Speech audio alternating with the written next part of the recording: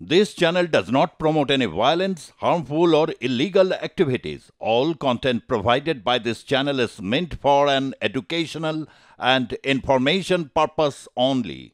মায়ের মৃত্যু হয়েছে বেশ কয়েকদিন আগে, কিন্তু সেই মৃতদেহ আগলে রয়েছেন ছেলে এবং পুলিশে খবর পেতেই পুলিশ এসে সেখান থেকে মৃতদেহ উদ্ধার করে নিয়ে যায়।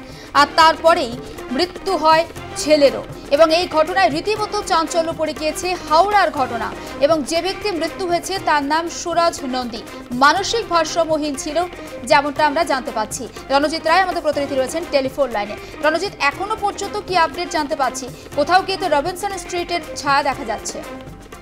একেবারে রবিনসন স্ট্রিটের যে ঘটনা, সেই ঘটনা পুনরাবৃত্তি হয়েছে রবিবার সন্ধ্যায় হাওড়া বাল্টিগুড়ি খালদার পাড়ে জেলেপাড়ায় একটি বাড়ি থেকে উদ্ধার করা এক বৃদ্ধার পচাগলা দেহ। এই ঘরের মধ্যেই মানসিক ভারসাম্যহীন ছেলে সে তার মায়ের মৃতদেহ আগলে পড়েছিল এবং পচাগলা এলাকা দুর্গন্ধ দেখে তারা পুলিশকে খবর দেয় এবং পুলিশ এসে মৃতদেহ উদ্ধার করে ময়নাতদন্তে পাঠায়।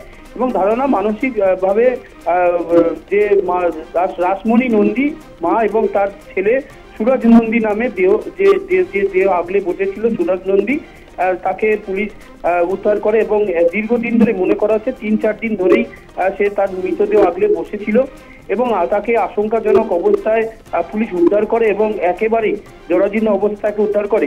এমতো অবস্থায় তাকে উদ্ধার করে সুরজ নন্দীকে হাসপাতালে নিয়ে যায় এবং সেখানে আজ সকালে তার মৃত্যু হয়। এবং এই ঘটনা যেটা পুলিশ মনে করছেন এবং চিকিৎসকরা মনে করছেন দীর্ঘদিন অনাহারে থাকার কারণে বা মানসিকভাবে অসুস্থ থাকার কারণে তার এই মৃত্যু হয়েছে এবং গতকাল তাকে একেবারে আশঙ্কাজনক অবস্থায় হাসপাতালে নিয়ে আসা হয়েছিল, তবে আজ সকালে কিন্তু তার মৃত্যু হয়। তবে রবিনসন স্ট্রিটের ঘটনা কিন্তু বারবার এই একই জিনিসের পুনরাবৃত্তি হচ্ছে এবং কিভাবে হচ্ছে সেটা কিন্তু যেটা ডাক্তারেরা জানাচ্ছেন যে মানসিকভাবে ভেঙে পড়ার কারণে এবং পরিবারে মা এবং ছেলে দুজনেই থাকতো এবং দীর্ঘদিন ধরেই মানসিকভাবে ভারসাম্যহীন ছিলেন তার ছেলে এবং এই ঘটনায় দীর্ঘদিন ধরেই তিনি খাওয়া দাওয়া বা শরীরের দিকে অযত্ন থাকার কারণেই তার এই মৃত্যু হয়েছে বলে মনে করা হচ্ছে। রণজিৎ, ওই ব্যক্তি বা যিনি ছিলেন তার বাড়িতে কি আর কেউ থাকতেন না? মানে মা ছেলে একাই থাকতেন? দেখো, যেটা স্থানীয় বাসিন্দারা কিন্তু জানাচ্ছেন, মা আর ছেলে দীর্ঘদিন আগেই তার বাবা মারা যান এবং মা ছেলে দুজনেই এই বাড়িতে থাকতেন এবং সেভাবে পাড়ার লোকে কারোর সঙ্গে মিশতেন না এবং পরিবারের আত্মীয় স্বজনরা তাদের দেখাশোনার দায়িত্ব নিতেন। কিন্তু বেশ কিছুদিন ধরেই কিছু আত্মীয়রা তাদের সঙ্গে যোগাযোগ ছিল না বা যোগাযোগ করতেন না বলে স্থানীয় বাসিন্দারা রয়েছেন এবং সেইভাবে তারা কারো প্রতিবেশীর সঙ্গে মেশা বা তাদের সঙ্গে কথাবার্তা বলা সেভাবে করতেন এবং দরজা জানলা বন্ধ করেই ঘরের মধ্যে থাকতেন।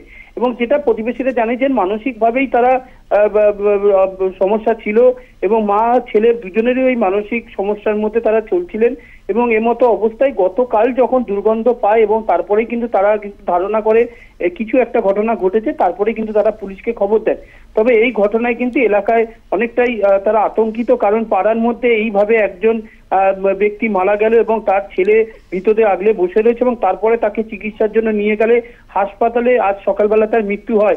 এই নিয়ে কিন্তু এলাকার মানুষ অনেকটাই কিন্তু ভেঙে পড়েছেন। একেবারে নজর থাক রণজিৎ, আপাতত তোমাকে ধন্যবাদ। এবং হাওড়াতে মায়ের পচা দেহ আগলে ছেলে, মায়ের দেহ পুলিশ উদ্ধার করে নিয়ে যেতেই মৃত্যু হয় ছেলেরও। মানসিক ভারসাম্যহীন ছিলেন ওই ব্যক্তি, তার নাম সুরজ নন্দী এবং স্বাভাবিকভাবেই এলাকাতে শোকের পরিবেশ।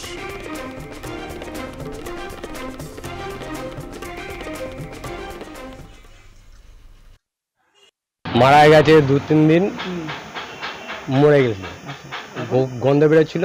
আশপাশের বাড়ির লোকেরা সব বলে থানায় ফোন করলো।